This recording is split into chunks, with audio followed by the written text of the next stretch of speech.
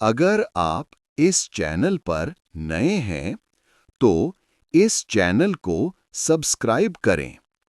अलग गतियां जैसे 80 या 120 शब्द प्रति मिनट के लिए वीडियो स्पीड 0.8 या 1.20 की जा सकती है। डिक्टेशन शुरू होगा 5 सेकंड्स के बाद। 5, 4, 3, 2, 1।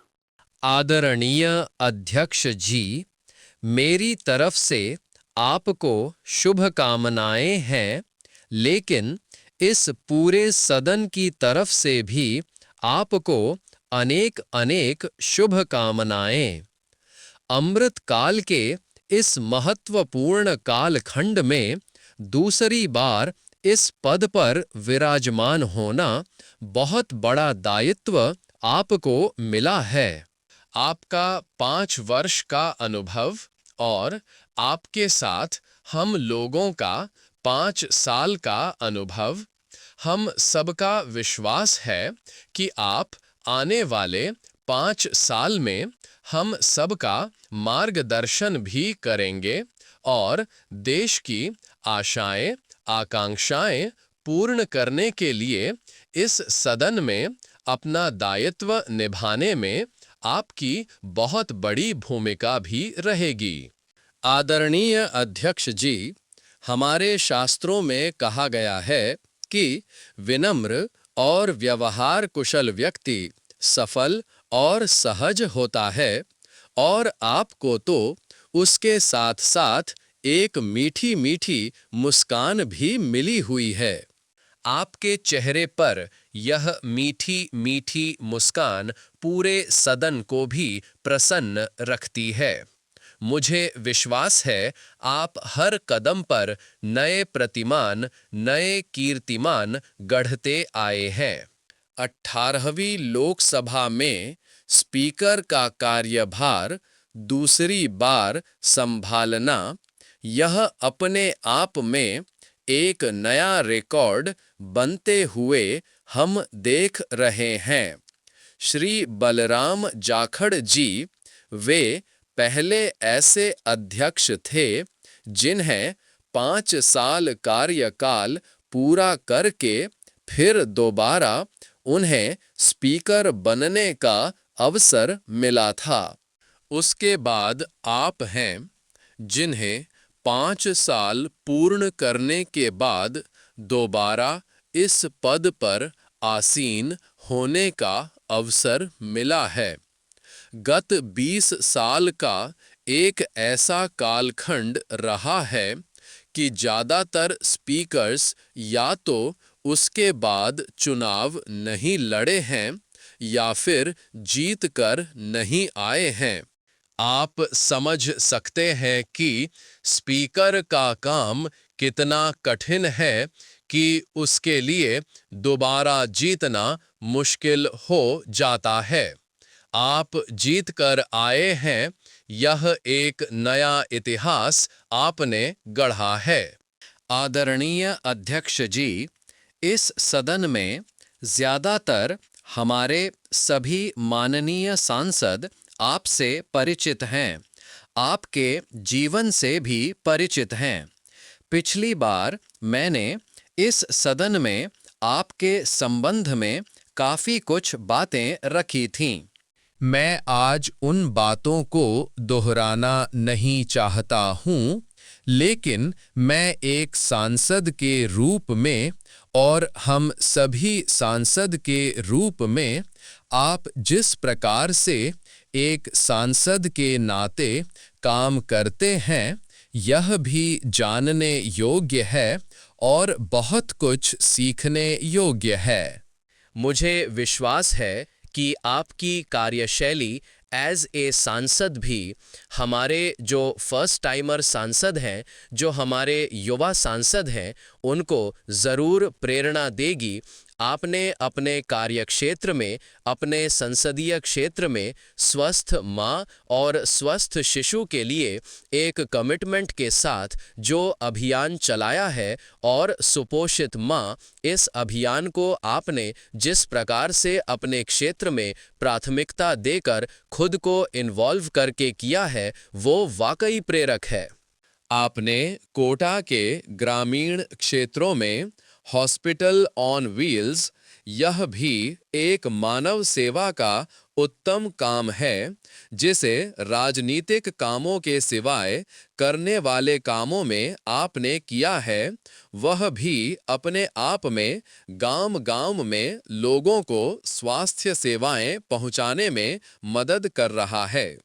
आप नियमित रूप से गरीबों को कपड़े, कंबल, मौसम के अनुसार छाते की जरूरत हो तो छाता, जूते आदि ऐसी अनेक सुविधाएं समाज के आखिरी तबके के जो लोग हैं उनको खोज खोज कर पहुंचाते हैं। अपने क्षेत्र के युवकों को खेलों में प्रोत्साहन देना, यह काम आपने एक प्राथमिकता के रूप में उठाया है।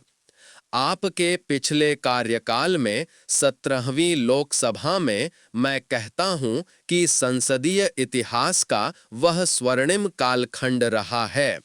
आपकी अध्यक्षता में संसद में जो ऐतिहासिक निर्णय हुए हैं, आपकी अध्यक्षता में सदन के माध्यम से जो सुधार हुए हैं, वो अपने आप में एक सदन की भी और आपकी भी विरासत है। भविष्य में 17वीं लोकसभा के संबंध में जब विश्लेषण होंगे, उसके विषय में लिखा जाएगा, तो भारत के भविष्य को नई दिशा देने में आपकी अध्यक्षता वाली 17वीं लोकसभा की बहुत बड़ी भूमिका रहेगी। आदरणीय अध्यक्ष जी, 17वीं लोकसभा में नारी शक्ति वंदन अधिनियम 2023, जम्मू कश्मीर पुनर्गठन विधेयक, भारतीय न्याय संहिता, भारतीय साक्ष्य बिल, भारतीय नागरिक सुरक्षा संहिता, सामाजिक सुरक्षा संहिता, digital personal data protection bill, मुस्लिम महिला विवाह अधिकार संरक्षण विधेयक, transgender persons protection of rights bill, consumer protection bill, direct tax विवाद से विश्वास विधेयक आदि सामाजिक, आर्थिक और राष्ट्रीय महत्व के ऐसे कितने ही महत्वपूर्ण ऐतिहासिक कानून 17वीं लोकसभा में आपकी अध्यक्षता के अंदर इस सदन ने पारित किए हैं और देश के लिए एक मजबूत नींव बनाई है। जो कार्य आज़ादी के 70 साल में नहीं हुए हैं, आपकी अध्यक्षता में इस सदन ने इसे करके दिखाया है। आदरणीय अध्यक्ष जी, लोकतंत्र की लंबी यात्रा में कई पड़ाव आते हैं। कुछ अवसर ऐसे होते हैं जब हमें कीर्तिमान स्थापित करने का सौभाग्य मिलता है। 17वीं लोकसभा में उपलब्धियां, मुझे पूरा विश्वास है, देश आज भी और भविष्य में उसका गौरव करेगा। आज देश अपनी आकांक्षाओं की पूर्ति के लिए भारत को आधुनिक बनाने की दिशा में जब हर तरह से प्रयास हो रहे हैं, मैं मानता हूं कि नया संसद भवन भी अमृत काल के भविष्य को लिखने का काम करेगा, और वो भी आपकी अध्यक्षता में। नए संसद भवन में हम सबका प्रवेश आपकी ही अध्यक्षता में हुआ, और आपने संसदीय कार्यप्रणाली को प्रभावी और जिम्मेदार बनाने के लिए कई प्रभावी और महत्वपूर्ण फैसले लिए, और इसलिए लोकतंत्र को मजबूती देने में मदद मिली है। लोकसभा में हम पेपरलेस डिजिटल व्यवस्था से आज काम कर रहे हैं। पहली बार आपने सभी माननीय सांसदों को ब्रीफिंग देने की व्यवस्था खड़ी की है। इससे सभी माननीय सांसदों को आवश्यक रेफरेंस मटेरियल मिला। उसके कारण सदन की चर्चा अधिक पुष्ट हुई और यह आपका एक अच्छा इनिशिएटिव था जिसने सांसदों में भी विश्वास पैदा किया कि हाँ, मैं भी कुछ कह सकता हूँ, मैं भी अपने तर्क दे सकता हूँ। आपने एक अच्छी व्यवस्था को विकसित किया है।